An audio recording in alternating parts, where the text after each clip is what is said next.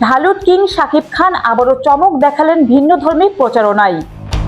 নিজের ফেসবুক পেজে মাত্র 54 সেকেন্ডের একটি অ্যানিমেটেড কার্টুন ভিডিও প্রকাশ করেছেন এই মেগা স্টার। ভিডিও শুরুতেই ইলেকট্রিক গিটারের ঝংকারে তৈরি হয় রোমাঞ্চকর আবহ। দেখা যায় একটি পাখি হঠাৎ নিচের দিকে পড়ে যাচ্ছে, যেন পতনের প্রতীক।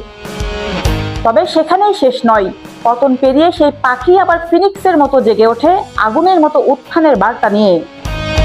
এরপর দৃশ্য বদলে যায় কনসার্ট মঞ্চে। হাজির হন রকস্টার অবতারে শাকিব খানের অ্যানিমেটেড চরিত্র। চোখে ভেসে ওঠে মেগাস্টার পরিচয়। হাজারো দর্শকের সামনে গান গেয়ে মাতিয়ে তুলছেন তিনি। জানা গেছে, আসন্ন সিনেমা রকস্টার এর প্রচারণের অংশ হিসেবেই তৈরি করা হয়েছে এই ব্যতিক্রমী ভিডিওটি।